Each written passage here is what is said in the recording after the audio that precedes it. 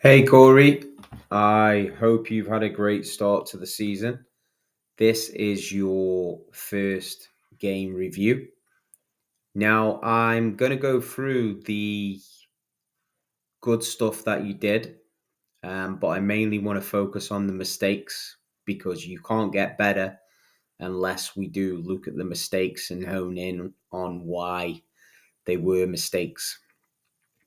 So let's get into the first bit. So, your first possession is an offensive possession. You come down the court out of transition. You're ahead of everybody else. So that means you ran the floor really well and you space out to where the defense isn't. You see that the defense go high to guard the ball, and then you decide to make a back cut using your hand signal to flash to the point guard that you're open. Point guard draws two. Big man comes down, seals, protects you, uses a Gortat screen, and you catch and finish with a smile shot.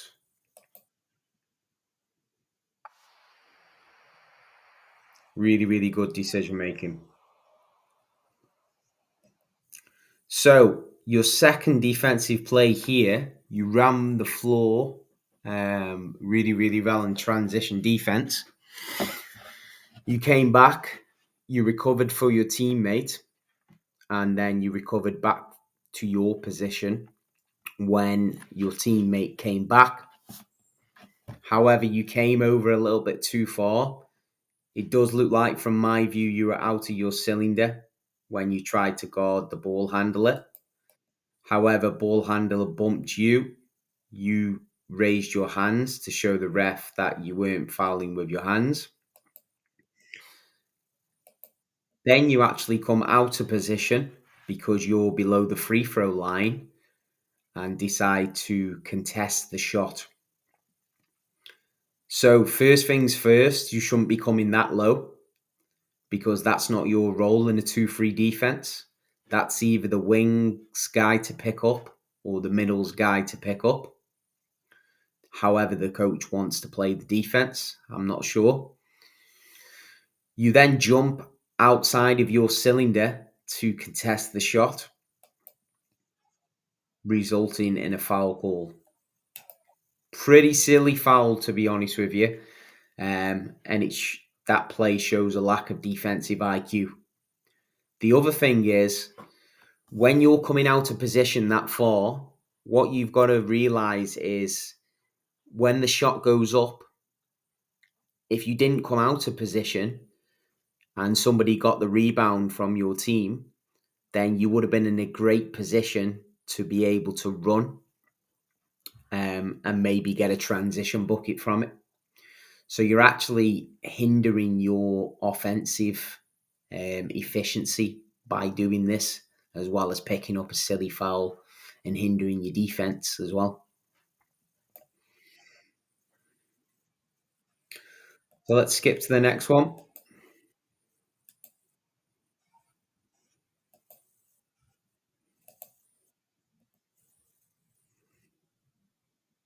Okay, so this is your second offensive possession. You come down, go to the corner, see that the ball handler's coming, lift up. Big man gets in the post, flashes with a hand high. You receive the ball, but then your decision making is to pass it back. If you actually would have waited for a second, then you would have saw that the wing player come up to you to guard you, and the big man was actually wide open.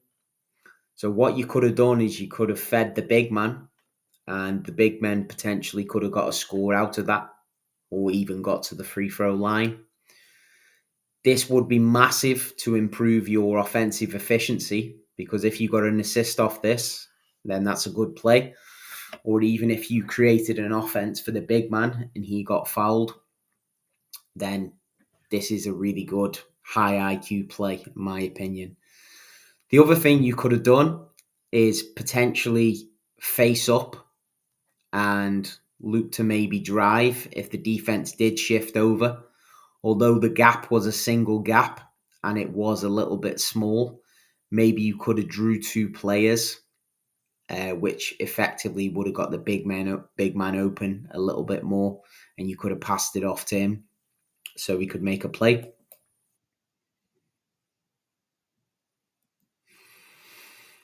So this is your third offensive possession. You go down into the same spot on the right hand side of the floor. Big man's in the same spot again. And what you do is you decide to receive the ball and pass it off back to where you receive it. I know you're trying to shift the defense. I totally understand that. However, there was a massive double gap there in the zone that you could have drove to. If you would have drove that double gap, then you could have drew the middleman, which effectively could have freed the big man up for you to make a play with the big man. Or you could have gone one-on-one with the middle guy if you would have drew him off the drive. So whenever you catch, you need to face up to be a threat, just so you can see where the big man is, and also using the 0.5 second rule of drive, shoot, or pass.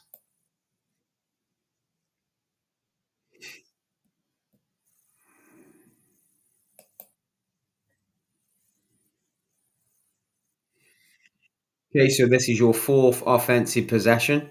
You go down to the corner on the right hand side again. You're dragging your man down really, really good, and you're lifting up. You see that there's a gap in the middle of the zone, so you decide to execute a weak side cut. You see that you haven't got the ball, and the ball is sticking in the corner, so you pop back out. You are a little bit too close in terms of spacing, and you are dragging your defender to the ball a little bit too much. So maybe you should have popped out to the top a tiny bit more and held your spacing, or you could have gone and screened for somebody else on the weak side to get them open. For example, if you potentially screened for the big man who was in the weak side corner, he could have made a baseline cut to the low post and they could have formed a triangle to be able to attack. That was a really, really good cut. Um, you got out of your space and you allowed the big men to come high. Again, saw that the ball wasn't going to you, so you cut back out so you can drag your man back out and allow the big man to move.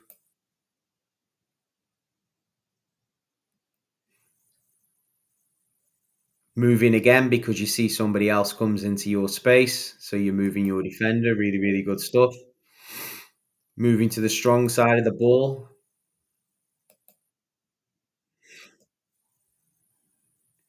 Okay, and here, catching a good position. Um, the player who's just passed is cutting back out. And it looks like he's going to cut to the weak side.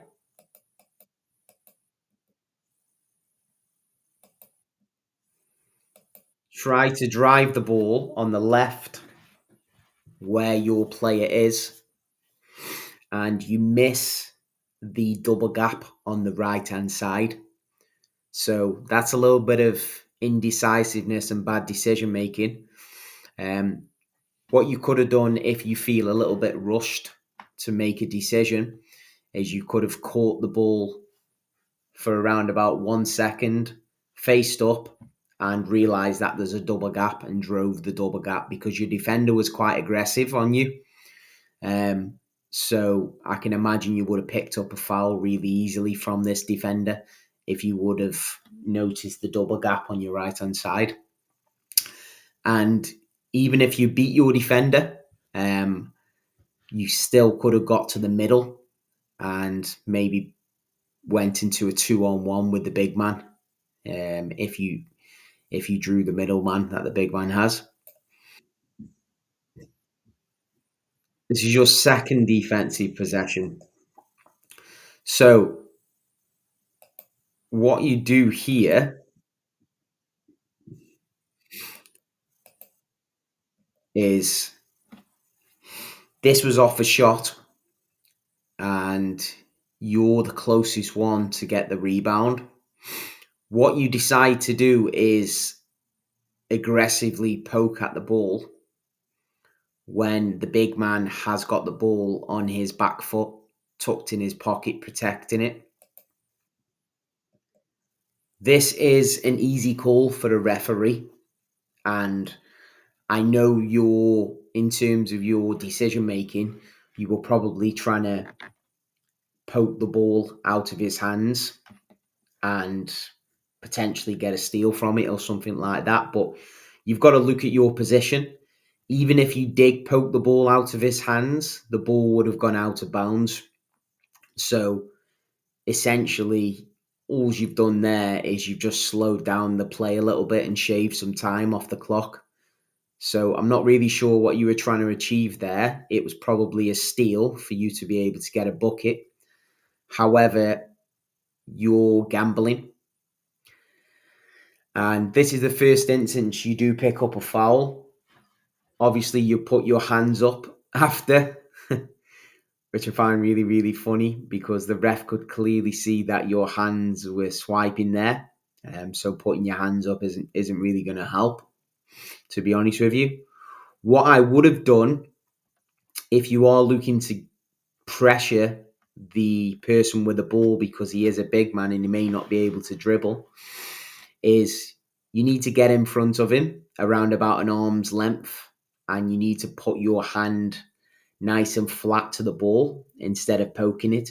Flat to the ball, keep shadowing it, pressuring it, and stay in front until they either pick up their dribble or they either throw a bad lob pass and you let your guys behind play the roles of interceptors.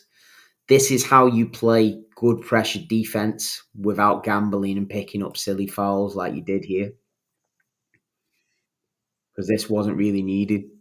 This is your fourth offensive possession, and you go to the right corner again. You make a back cut because you see some space, really, really good, and you cut back out. You cut back in again on the strong side to see if you can get the ball. You space back out to the corner. You see that there's a little bit of an opening and you try and cut again.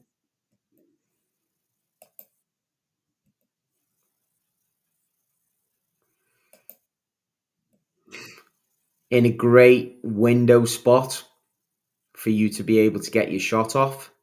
So really, really good. However, what I would have potentially done is I would have spaced back out to the free. The reason why I would have done that is because when you catch, it allows the defender to close you out from a longer position. So essentially, you would have been able to get your drive off quicker, and you also would have been able to potentially shoot a 3-point shot rather than a two. 3-point shots result in a long rebound a lot of the times. So it might have been easier for your team to get the offensive rebound if you would have taken that 3-point shot, as well as easier for yourself to get that drive. So next time I would have potentially spaced back out to the free. In this play as well, you do cut a hell of a lot as well. And I feel like sometimes the cuts are wasted and they're wasting your energy. So you need to learn a little bit more about when you need to hold your spacing. And sometimes you don't always have to be running around, cutting, wasting your energy, etc. So you need to learn how to cut more effectively, definitely, and when to cut. Take a great shot here, nice and open. Player closes you out, but it's a really good rob shot, range on balance shot. Just dips in and out the rim. It is your first shot, so it's expected, really. You then follow your shot in because you see there's no rebounder in there. The defense wasn't looking, and he didn't catch the ball. You tip the ball off the defense's hands and you score a layup. Really, really good play and good makeup. Really, the big man should have been in there to rebound your shot, but I think it shows great hustle that you went in there and rebounded. But as a shooter, you shouldn't really be following your shot in. And I'm a big believer of that. You should be shooting the shot and letting the big men do their job and rebound the ball. But as you can see, there's no big men in there. So you decided you'd rebound yourself. Be very, very careful of this, because if you wouldn't have grabbed the rebound, then essentially you could have gotten over the back foul, which again would have been a silly foul. And you don't want to be kind of picking up these fouls just because you're trying to kind of pressure and play that pressure defense, because as you can see, your whole team's not playing a full court press or anything like that. So you were the only one who was playing like this on defense. So be very, very careful next time when you come across this situation. But yeah, overall good play.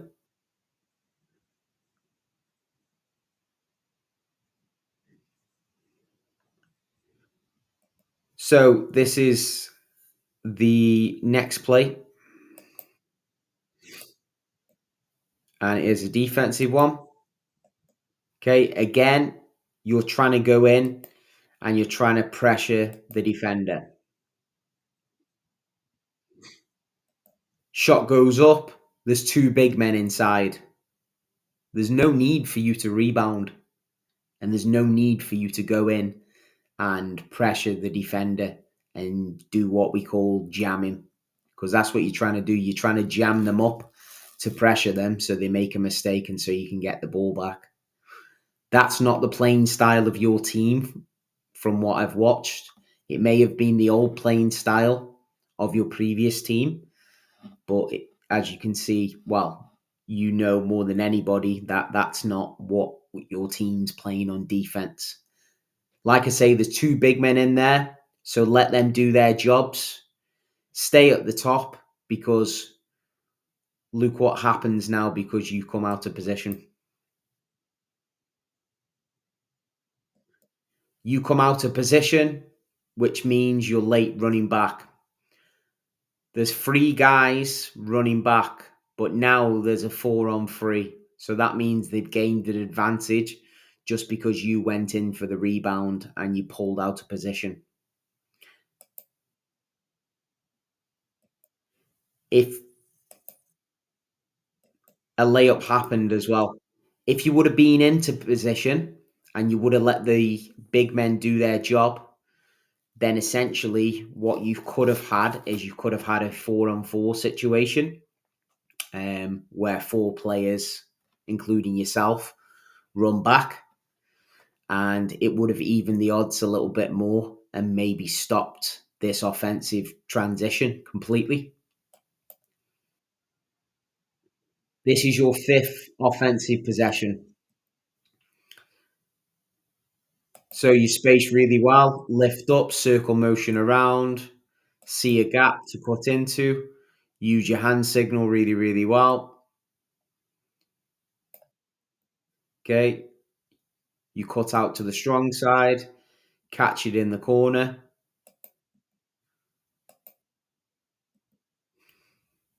Okay, you catch to pass, but you've actually missed something. So if you rewind that back, you could probably see it yourself.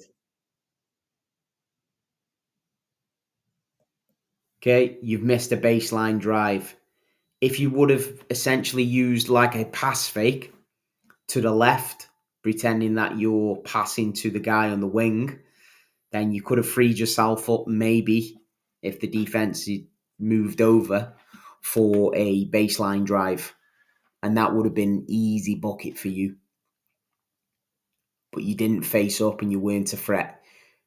So remember, you do need to face up when you get the ball, so you look like you're a threat, because the defense might back up off you and maybe give you a shot or give you a drive. But use an offensive fake. That's probably the easiest way to shift the defender over.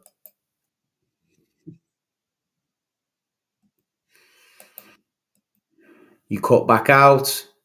Big man throws you a really bad pass, which forces you to come out of position and be off balance, and it causes a turnover. But because the ball was in your hands on the last possession, then unfortunately it is your turnover. So big man really should have waited because he calls you to get a turnover. Okay, this is your sixth offensive possession.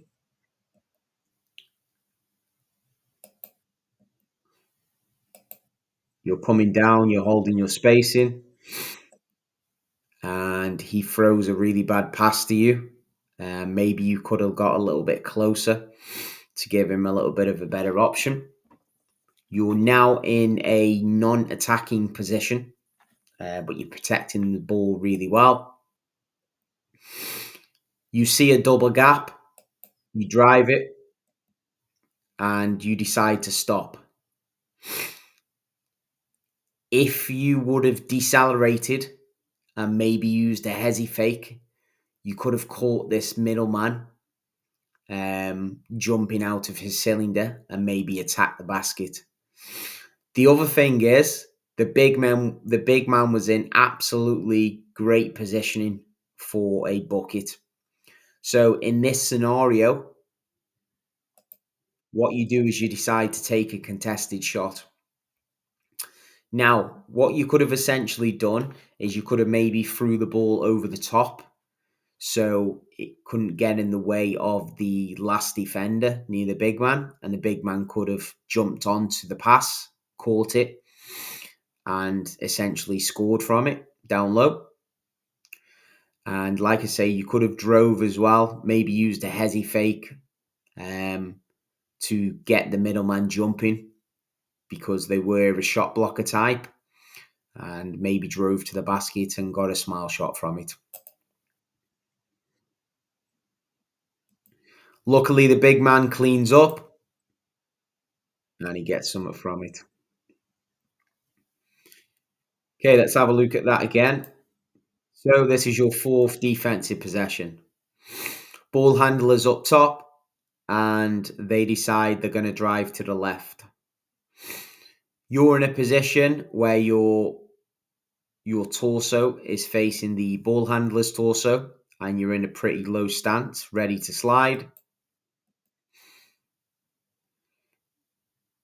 Ball handler protects it with his shoulder, and he knocks you over.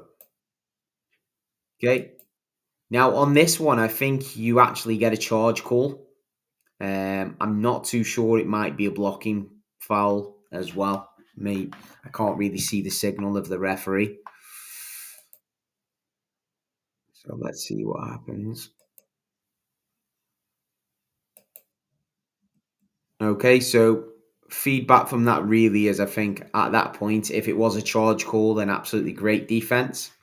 But if it was a blocking foul, because it looked like a 50-50 call to me, then what you need to be doing is sort of making sure you anticipate a little bit better and getting to the spot where the offense is going before them. So you're absorbing the contact with your torso rather than your shoulder. This is your sixth defensive position. So here you do a great job of getting out to the shot.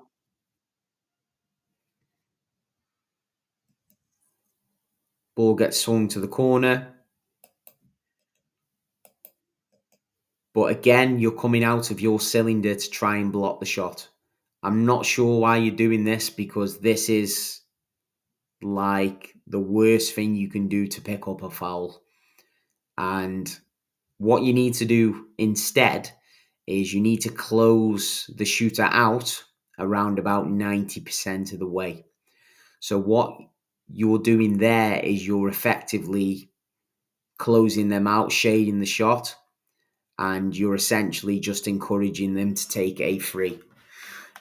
People will hit threes. However, at this level, it's a low value shot. It's not like you're closing out Steph Curry because nobody can close out Steph Curry. And if you close this guy out 90% of the way, he'll probably choose to drive, and then you're in a great position to be able to slide with him and get a stop. Even if he beats you off the dribble, you've still got a big man in the paint to come over for the help. And essentially, you've played defense for a little bit longer. They've played offense for a little bit longer. So that's an efficient defensive play in my eyes. So yeah, don't come out your cylinder. That's the second time you've done it in this game. And it's an easy way to get a foul, and there's no need to get a block. Save the blocks for the big men. I know you may be able to get a few, but the refs are all over it in this game. And that's one thing you need to pick up on as well, what the refs are calling, and get a feel for that. So essentially, you don't make the same mistakes on defense over and over again.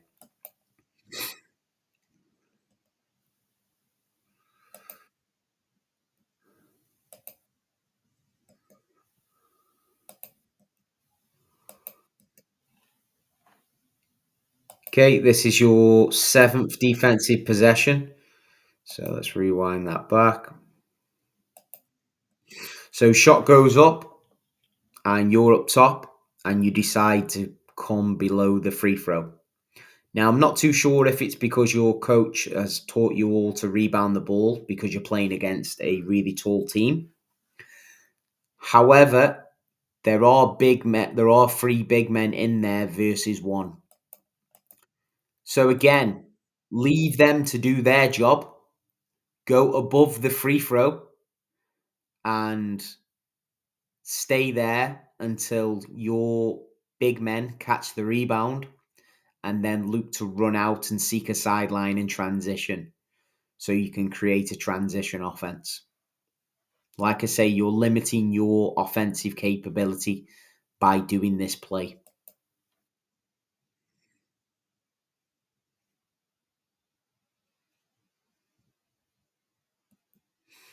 Okay, this is your eighth defensive possession.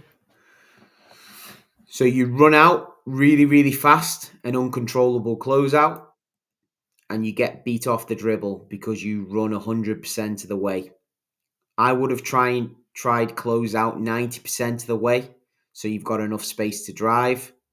These guys aren't that good of 3-point shooters, so what you need to kind of be doing in the game is learning more about your player attributes and who you're actually guarding.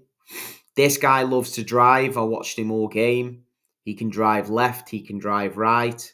So you basically give him what he wanted by closing him out really, really fast. So I would have closed him out 90% of the way, a little bit slower with your hands up, and maybe he wouldn't to beat you off the dribble.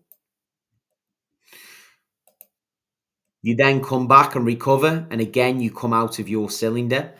This could have potentially picked you up a foul, which is a really, really silly thing to do because it's sloppy defense in my eyes. So when you're running back, just make sure you're on balance and you're not coming out of your cylinder if you kind of want to box the guy in to push him towards the other help defense.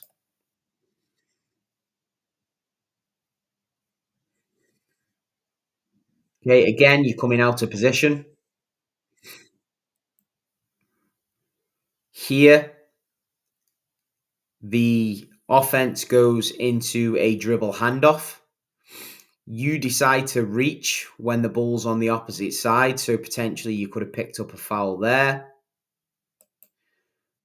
What you do is you go over the screener. This guy is a driver. The coverage, the defensive coverage should be you should have gone under because this guy loves to drive. So if you go under the screen, then you're taking away his space and he would have either had to pass or get turned the other way, which is essentially you playing really good defense and you're not giving him what he wants. He's drove left twice now. You fight over the screen and you're coming back in a disadvantaged position, which forces your big man to come out of position. Okay, so next time go under the screen and recognize who you're guarding. Come out of position again.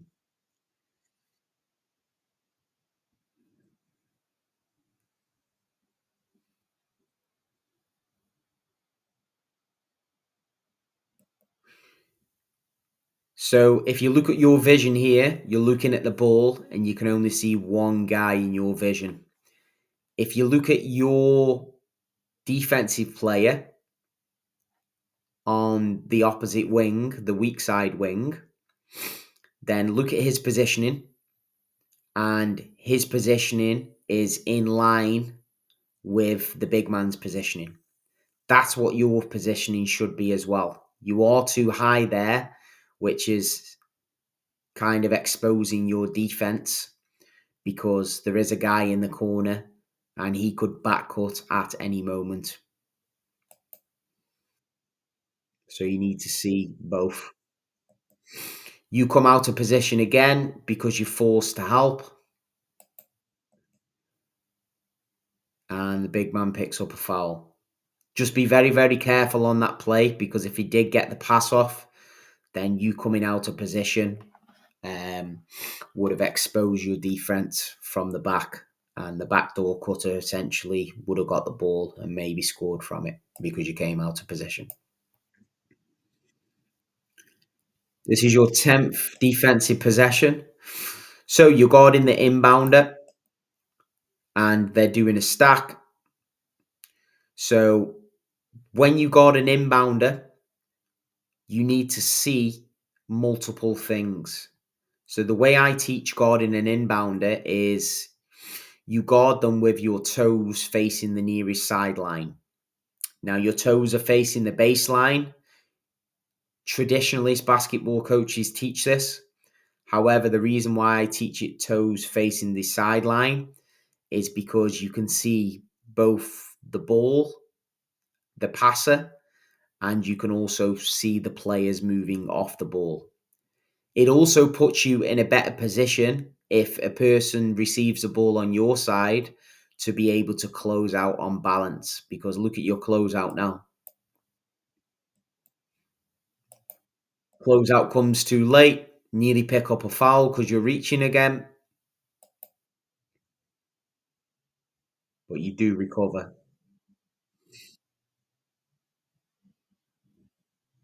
Okay, so make sure whenever you're guarding an inbound, make sure you're pushing the ball to the nearest sideline and your toes are facing the sideline because it puts you in the best position to close out and you can see everything. You can make your decision quicker on defense.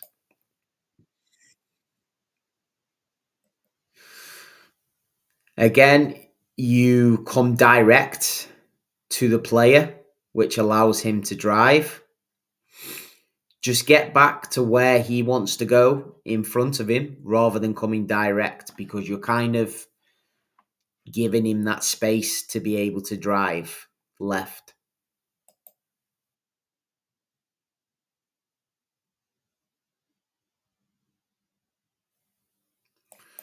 So, all in all, good stuff.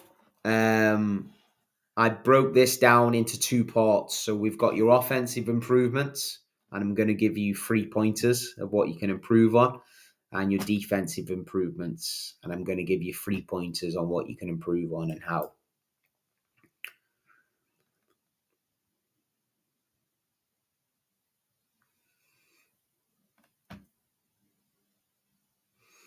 Okay, so your first offensive improvement is look for transition opportunities.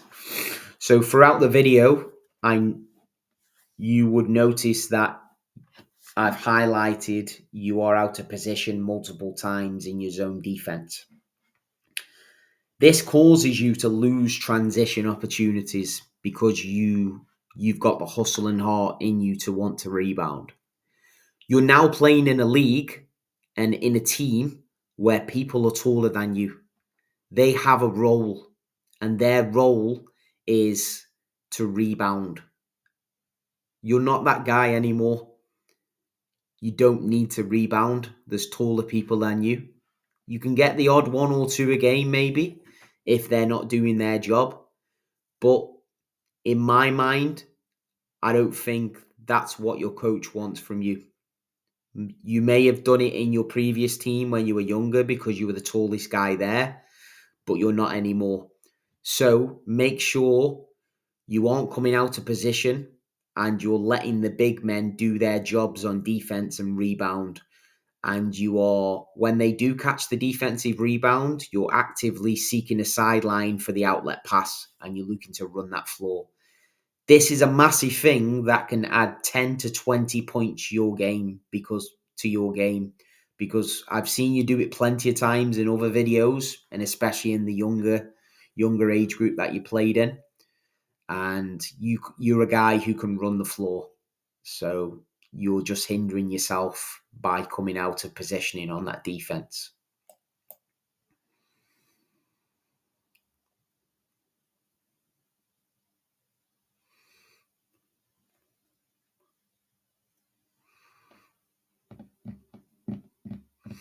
So your second man is feed the big man. So in the video, you saw on multiple occasions that you failed to spot the big man, and that was because you didn't face up. A lot of the times you weren't facing up to that basket, and you were failing to see the big man. So if you feed the big man will feed you back, and the socio kind of psychology dynamics of that is they'll create more offense for you because you're creating more offense for them.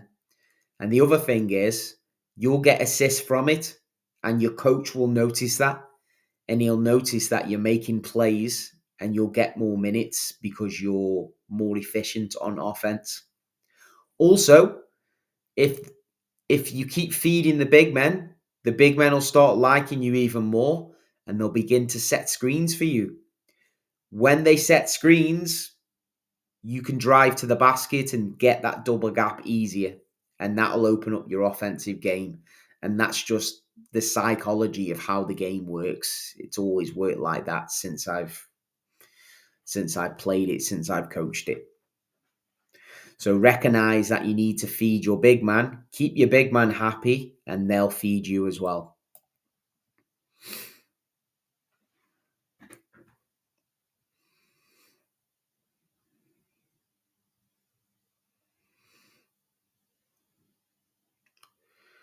So the third one is be an offensive threat. So I spoke about facing up. That is the main thing I want you to look at. Whenever you catch the ball, you need to face up straight away. It doesn't matter if a defender's sitting on your lap, you're facing up. If they want to be in your space and be in your cylinder and you face up, then it's an instant foul. It's an instant defensive foul on them. But you need to be able to face up. So number one, you can see any big men under the basket. So you're in a better position to be able to make a play with them. And number two, so you can be a threat, so you can get your drive off and go to the basket whenever you see that double gap. So we're going to go into the defensive part now. And I've highlighted 3 things that I want you to improve on. So the first one is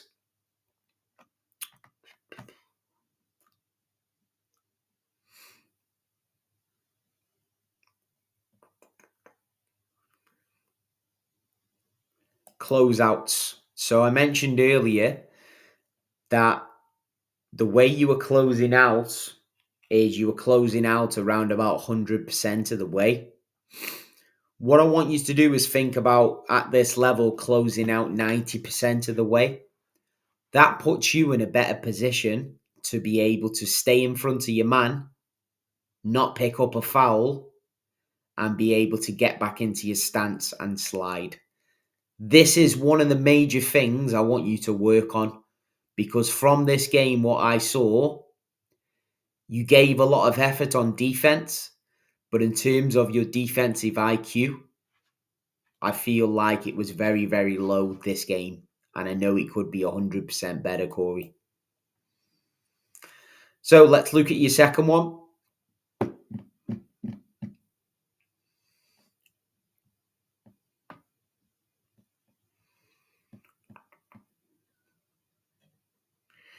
Understanding defensive roles.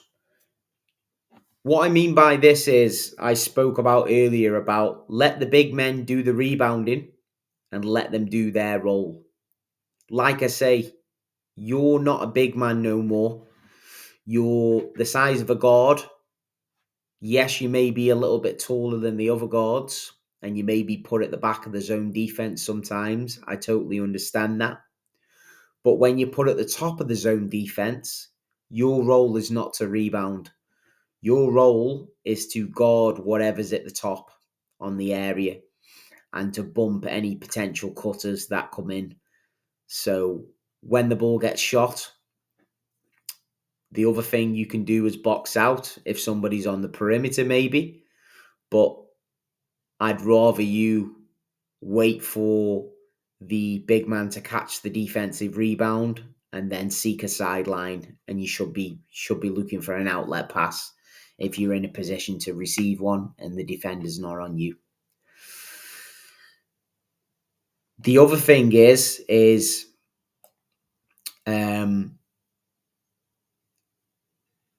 just jumping out of your cylinder, as I mentioned before, and generally kind of coming out of position when you are in position. Same with the inbound stuff as well, understanding what the defense is doing, what's going on, etc. You're giving it maximum effort, really, really good. But like I say, we need to improve on that moving forward. So your last one, let's have a look at that one.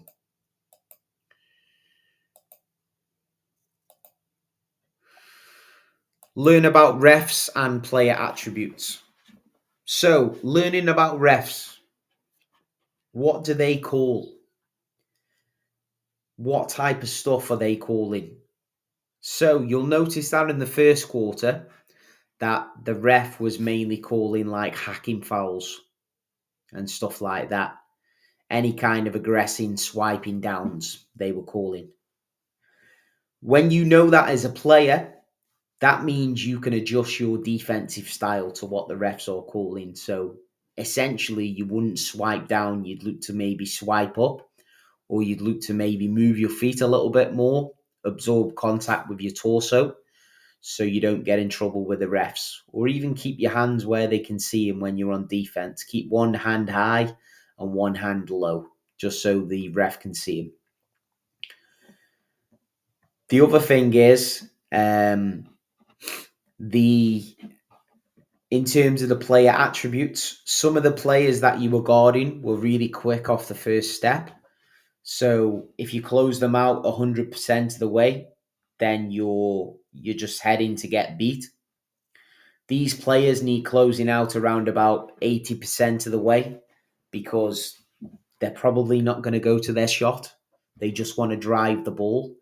And if you close them out 80% of the way, the decision you've probably forced them to do is either shoot a really bad shot that they're not comfortable in taking, or they'll pass the ball up. It's as simple as that, really.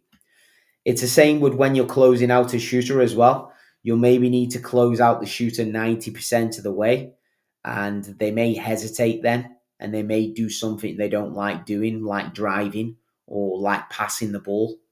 So essentially, you've done your job just because you've been a little bit smarter in what you're doing. But yeah, overall, I think that was a decent start to the season. That is as far as I'm aware, that is your first game at a higher level. You can clearly see you're playing against bigger people, older people, faster people, stronger people, which I did mention would happen in your season. And it's good because you're probably one of the youngest in your team. And what I do as a coach is if I've got younger guys, is I build their minutes week by week if they're performing well. And year by year, I build their minutes in. And this is how they get better. Me personally, I felt like you got some really good minutes for the things that you did. Definitely, you could have been more efficient on offense and could have been more effective on defense. But these are the things that you learn with experience. And obviously, you can gain value from what I'm talking about in this video too, and put it into your next game, action it. And just generally, just keep having fun, just keep working hard, keep building on the things that we spoke about in this video. Don't get frustrated with refs.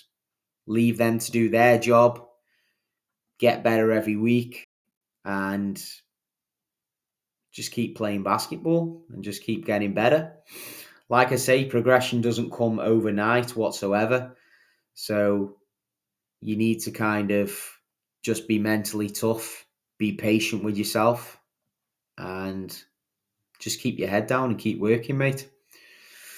But yeah, I'll catch you soon. And we'll have a session or something. So hope you enjoyed this breakdown. Hope you gained a lot of value from it. Let me know what your thoughts are.